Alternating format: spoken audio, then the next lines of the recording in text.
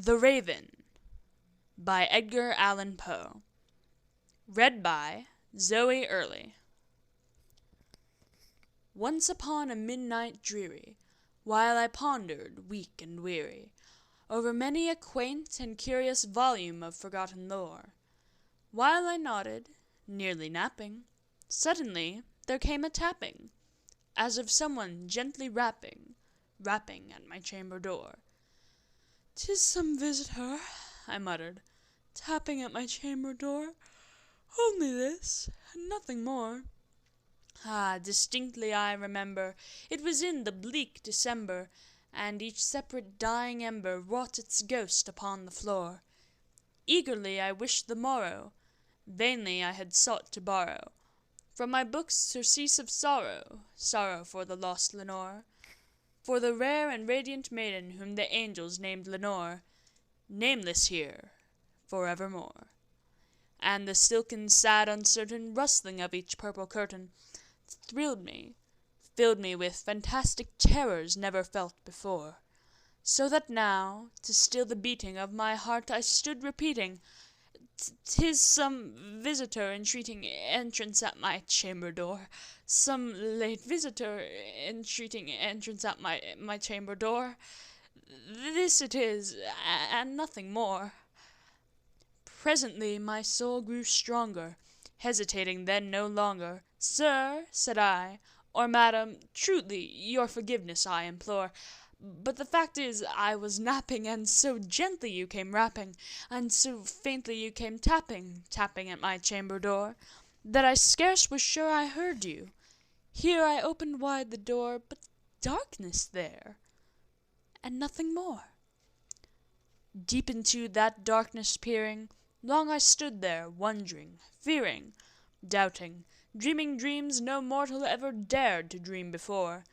But the silence was unbroken, and the darkness gave no token, and the only word there spoken was the whispered word, "Lenore?" This I whispered, and an echo murmured back the word, "Lenore?" Merely this, and nothing more.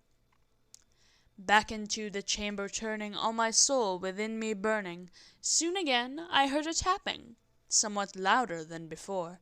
"Surely," said I, "surely that is something at my window lattice. Let me see then what thereat is, and this mystery explore. Let my heart be still a moment, and this mystery explore.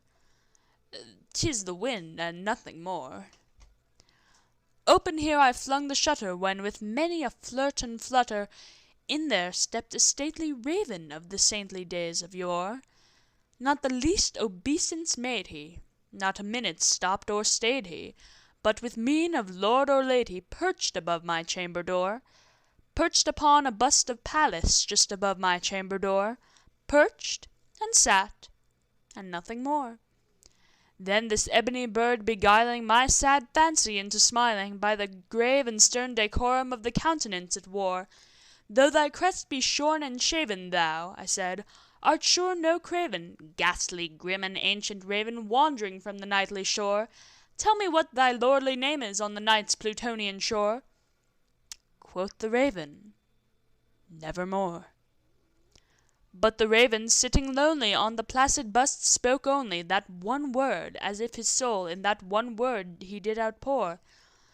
Nothing further then he uttered, not a feather then he fluttered, till I scarcely more than muttered, "Other friends have flown before. On the morrow he will leave me as my hopes have flown before."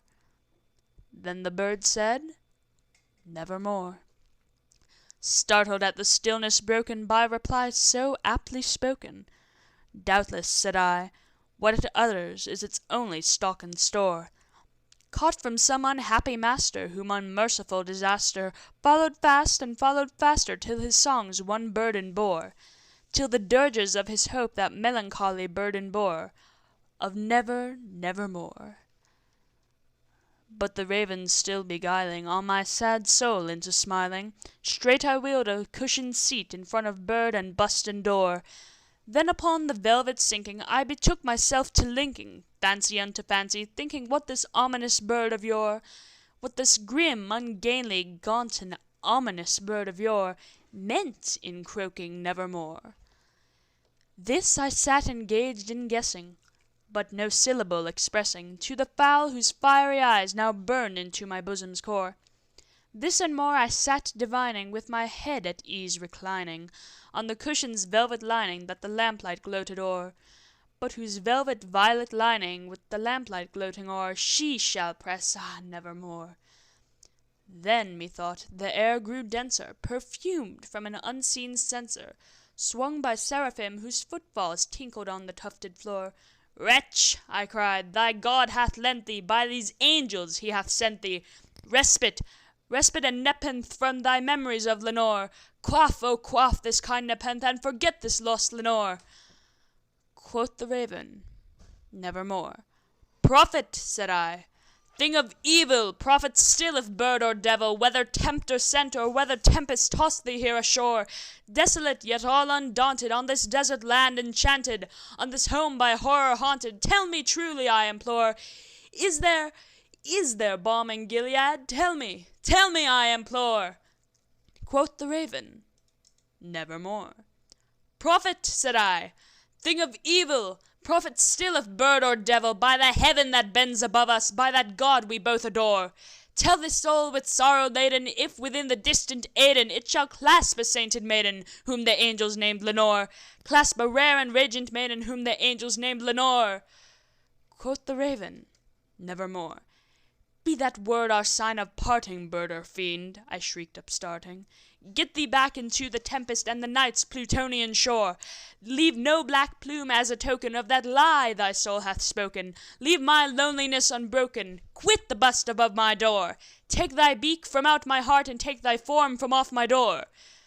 Quoth the raven, "Nevermore." And the raven, never flitting, still is sitting,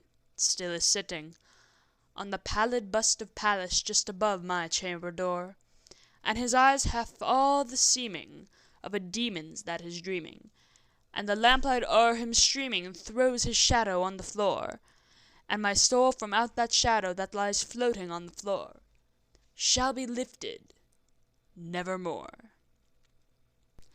End of The Raven by Edgar Allan Poe.